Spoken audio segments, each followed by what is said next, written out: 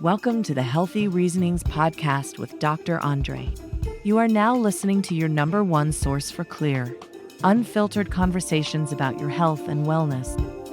Join us every Tuesday for success stories, educational topics, and interviews with wellness experts from around the world. You can listen to this podcast on your computer, phone, or any other electronic device that streams podcasts, or download each episode and listen to it on the go. Let's get started with today's episode. This is a podcast that gives you unfiltered opinions, unfiltered views, and hopefully reliable information about your own health, about principles surrounding health and wellness, told from the perspective of me, Dr. Andre, a medical doctor and integrative oncologist from Jamaica, West Indies.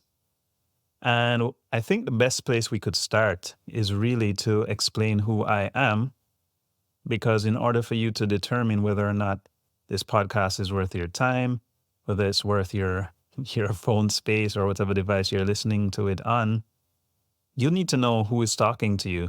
Who is Dr. Andre? And so I've dedicated this very first episode to talking a little bit about myself, which most of you may not yet know, but you'll find in short order is not my favorite thing to do. But I think it's only fair to you that I tell you who I am, and then you can make your own decision whether you want to continue listening for the other, hopefully 50 odd or 100 and odd episodes that are going to follow this one. And so let's start. I'll talk a little bit about who Dr. Andre is. My name is Dr. Andre Jerome Williams. I am from Kingston, Jamaica in the West Indies originally. And I was a pretty bright kid growing up. I was able to get what we call here in Jamaica a government scholarship to get into high school. And then I was successful in getting another scholarship that allowed me to get straight out of high school into medical school, where I did fairly well. I did medical school at the University of the West Indies here in Jamaica. And that was fun. I mean, medical school, for those of you who have been, it's really about setting the framework for how you view the human body in general, health in general. And it also gave me the framework for becoming, I would say, perpetually curious about everything. And so it gave you the ability to look at things through a specific grid. And that grid allowed you to be very structured in how you started from the very first presentation of, for example, a patient to arriving at what we call a diagnosis. And so that framework has proven helpful to me for my entire career, really. It's a framework that helps you to be logical in your thinking. And because you're logical in your thinking, hopefully you often arrive at a logical solution to the problem, or at least a logical way of trying to explain what the problem is. I started medical school in 2000 and finished in 2005, graduated from undergraduate, did the mandatory year of internship here in Kingston, Jamaica, and from there went on to, again, surprisingly, going straight into a postgraduate residency program in hematology at the University of the West Indies as well. And that was in 2006, graduated there in 2012. And as a part of my training, of course, I had to do what we call a Doctor of Medicine Part 1 in internal medicine. And so at the end of my graduation, I'd been exposed to DM Part 1 in internal medicine. And then from there on to hematology for the last part of the postgraduate residency. And graduating with a Doctor of Medicine in Hematology overall. And of course, because we are a small island, as hematologists, we were expected to see lots of oncology cases. And so we essentially did hematology/oncology. And of course, we saw pediatric oncology, adult oncology, lymphomas, leukemias, solid tumors, brain tumors, you name it. It fell under our purview. So it was pretty interesting to go through the residency program and be exposed to such a wide variety of diagnoses as it related to both hematology and oncology. So that was pretty fun. And Having graduated, I was still pretty young. That's 2012. I was born in 1982, so I was about 30. Hopefully my math is good. And so in 2012, you picture your average 30-year-old, postgraduate residency behind me. My aim was to try and see how I could contribute as much as possible to my island with all the wealth of information I had obtained over the years.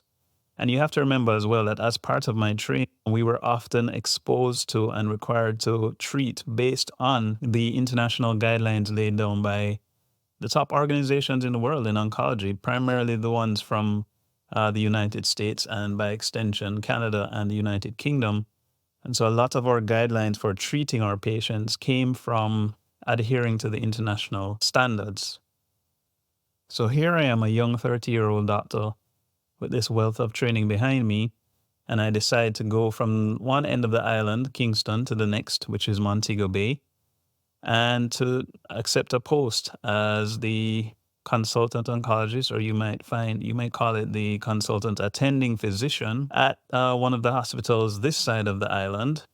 And of course, I'm super excited, looking forward to being able to make a significant contribution to the health of the patients this side. But what I wasn't prepared for was the fact that, first of all, our nation is considered to be a middle income, I think, based on the overall stratification. But the majority of the patients, certainly in the rural side of the island where I was, were unable to afford the kind of healthcare that I was recommending. And while the healthcare is subsidized and in some cases is even free, there is the unspoken possibility that the patient who you're treating is the main breadwinner for the family. So if they develop a horrible illness such as cancer, not only are they dealing with the illness, but in dealing with the treatment, there's a potential that they would be affected by the side effects and complications related to the treatment, and as such be unable to work. And so there's so many different layers of decisions that need to be made when these patients want to be treated. And I wasn't really expecting all of that. So it kind of caught me off guard, not to mention the fact that because we are colloquially known as a land of wood and water, the majority of Jamaicans were not very happy about the prospect of using quote unquote chemical medications to treat their cancer, and many of them flat out refused to be treated, opting instead to use home remedies and herbal remedies and folk remedies is what you may be comfortable thinking of them as. And absolutely, there's nothing wrong with that, but it was a paradigm shift for me. Not to mention the fact that after a while, I noticed that some of the patients who really ought not to have been getting better were not only surviving, but were actually improving in many cases. And so I started to take a closer look at that. And that began, I guess, what would be the most instrumental part or the second half of my journey in my career, because I stumbled across the Gerson Therapy, which is a nutritional framework and protocol for treating cancer and other chronic illnesses that has been around for several decades, maybe almost a century now, the work of Dr. Max Gerson, and we'll talk about his work in another episode probably. And yeah, having met upon his work, I pretty much just devoured as much as I could find related to his work, and ultimately decided to go and get trained in San Diego at the Gerson Institute to be exposed to what he had done and ultimately certified in that kind of work. And that was when the trajectory of my career changed. 2015, I did module 1 for that training in 2015 in San Diego and got back to Jamaica and was hoping to be able to implement a lot of the nutritional approaches that I learned within my day job. Obviously, that was not going to be possible because there was a lot. I'd already mentioned that we adhere a lot to the international guidelines, and so it was not going to be possible to make that sweeping change that I was looking for. And even minor changes would have been difficult to make because policies would need to be changed surrounding patients' diets and that kind of a thing. So, interestingly enough, around that same time, I was nominated for or invited to apply for consideration for an award known as the International Development and Education Award, given out by the American Society of Clinical Oncology, ASCO, through their Conquer Cancer Foundation. And I was interviewed and was successful in getting the award. And interestingly, what that award meant was that I was being recognized for the pioneering work I was doing in a third world or developing country in the area of cancer care. It was pretty exciting because I ended up being flown to Chicago for the annual convention as held every year there. And of course, being exposed to a different aspect of that convention than I'd previously been able to, or conference than I'd previously been exposed to. Because in years prior, of course, as oncologists, we were present as participants or attendees to learn from the other lecturers that were present based on their work that they had done. We were here to listen to their research and listen to debates between people who had differing opinions. And this time around in 2016, I was actually being asked to participate from a different perspective, in that we were actually being exposed to small committees where we were shown the inner workings of what was coming for international guidelines. And the best part about it was that I was exposed to other idea recipients from other countries, such as parts of India, parts of Africa, Mexico. I think there was someone from Brazil. If any of you are listening, please. I'm not trying to remember everybody, but it was great to network with other young oncologists like myself, who had equally found ways to treat their patients without necessarily using the standard options of chemotherapy and radiation. And so some of those partnerships and friendships that I made persist to this day. So, of course, returning to Jamaica after receiving that award was again a bit of a paradigm shift for me, because, of course, I'd already made this transition mentally towards treating cancer differently. And here I am now receiving an award and recognition for the work I'm doing. Today's episode of the Healthy Reasonings podcast is brought to you by Teshuva Wellness. the team at Teshuva Wellness is committed to helping you return to your best self. With safe, non-toxic, scientifically proven medical treatments, they help your body heal from life's most difficult diseases. A team of medical professionals is ready to walk with you on your journey back to wellness. Visit their website today at teshuvawellnessja.com or call 1-876-787-8197. That's 1-876-787-8197. Teshuva Wellness. Return to your best self. Now back to today's episode.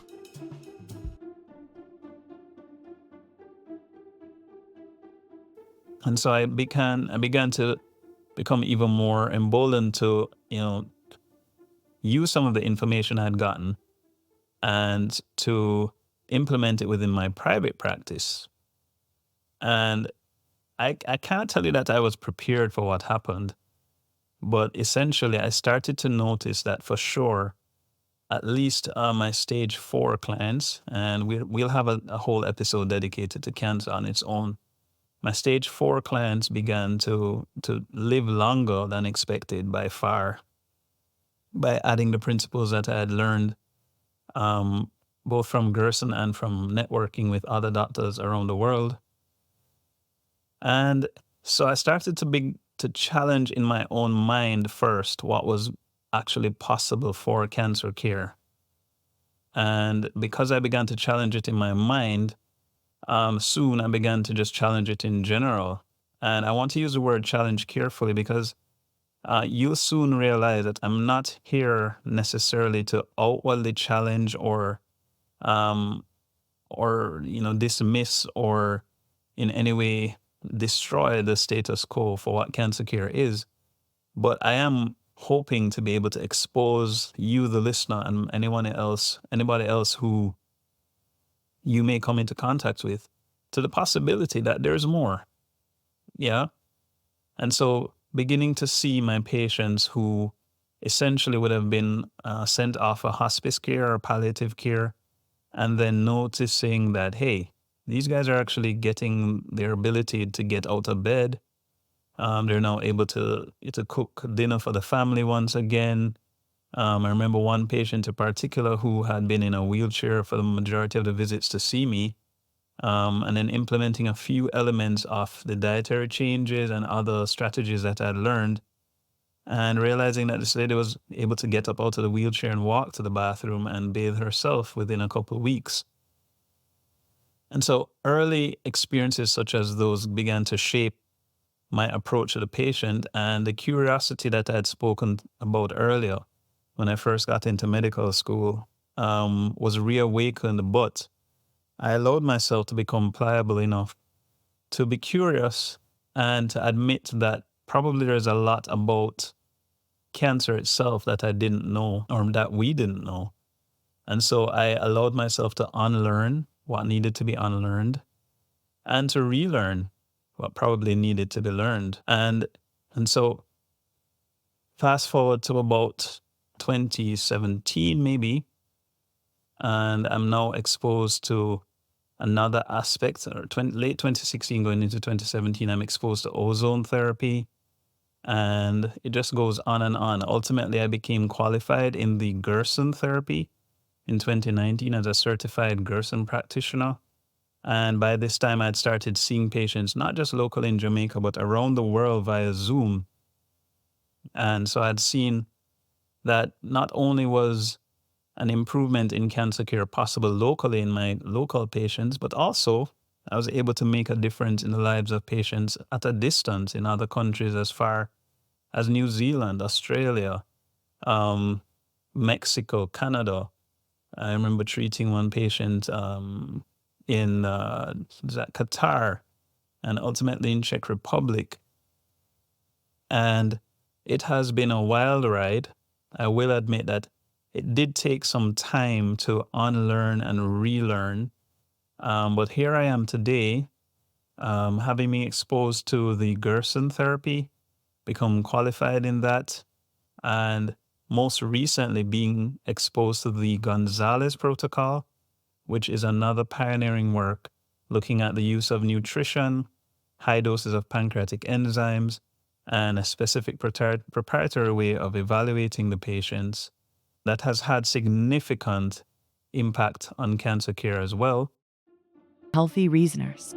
Remember to subscribe to this podcast so you can be updated as soon as new episodes are ready. Also, if you have a question, send us a voice memo on Spotify or type your questions out in the comments. Now back to today's episode. And so I'm coming out on the other end of that, what has essentially been a 7-year journey of re-evaluating what cancer care can be. And the interesting thing about all that is I'm now able to recognize that cancer represents not just a horrible disease that has caused so much damage to families across the world, but it also represents essentially a perhaps the worst dysfunction of the human body in its attempt to regulate itself. And so the principles that we have learned as it relates to cancer, that I've learned over the past 7 years, standing on the shoulders of those who made the pioneering work before me, I've realized that these principles are universally applicable to the treatment of chronic disease in general. And this is not new information. Obviously, what started to happen was that the relatives of the patients I was treating for cancer started to ask, hey, couldn't I go on a program like this?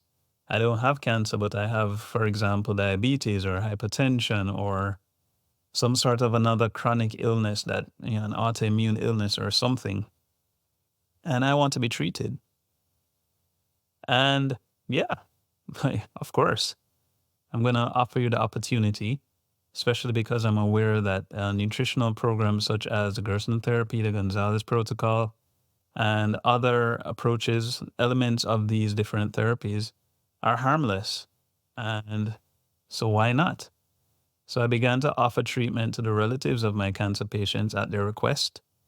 And over time, being exposed repeatedly to newer and newer therapies, I began to develop a reputation for treating not just cancer, but ultimately I started treating endometriosis, autoimmune illnesses, pain of various kinds, degenerative diseases such as arthritis, um, generally chronic fatigue type pictures, migraines, dementia, you name it. Because the body is a wonderful machine, and if we can learn to work alongside it, then ultimately we will reap the benefits.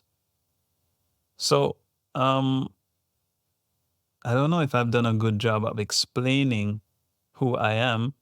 I think my aim constantly now is to become almost like a Swiss Army knife for being able to look at the problem in front of me, having developed several different ways of evaluating and categorizing the problem that the patient brings, and being able to present that problem to I almost like to think of it as having a computer in my brain, and that computer is doing one thing on the surface, which is it's carrying out a function, but there are different background processes. And, this is how our brain works in general anyway.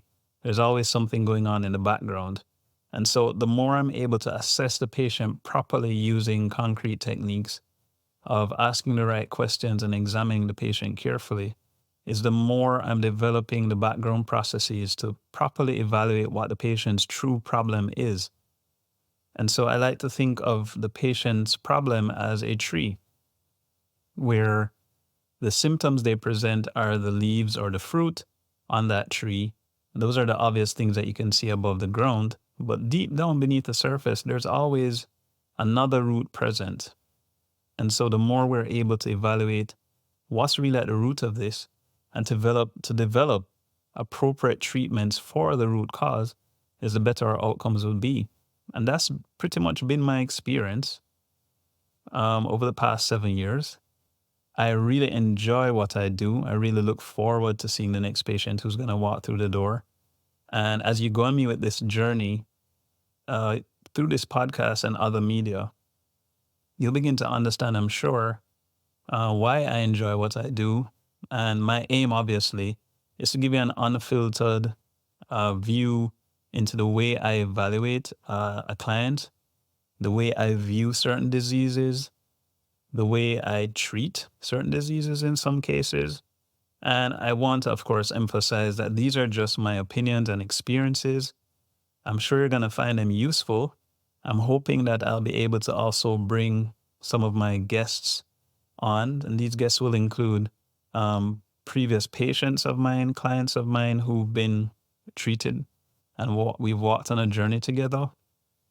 They'll include colleagues from other countries who share the same belief system that I do, that I do. And who knows who else is going to end up on the podcast. I mean, it's called Healthy Reasonings. And in Jamaica, we talk about holding our reason. Yeah, we're going to hold our reasoning. And that just simply means we're going to talk. And that's the whole aim of this podcast. We're just going to talk.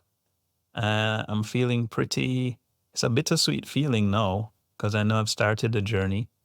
And it feels good to be able to just get this first episode out so you can have something to listen to. I know there is a feature that will allow you to engage with me if you have questions. And I'm probably going to, add this to the end of the episode, or it will be in the show notes. So look out for that. And in terms of my social media, I believe I use the handle Wellness Doc Jamaica, WELLNESSDOC JAMAICA. So you should be able to find me that way on YouTube and on Instagram and probably Facebook. Check the show notes so you can find out how to send me a question if you have one. And we're going to talk about episode 2 real soon. See you guys, and continue with the healthy reasonings. Thank you for listening to another episode of the Healthy Reasonings podcast. Remember to subscribe to this podcast so you can be updated as soon as new episodes are ready. If you have a question, send us a voice memo on Spotify or type your questions out in the comments. For more information or to become a sponsor, please check the show notes for our contact information. See you soon.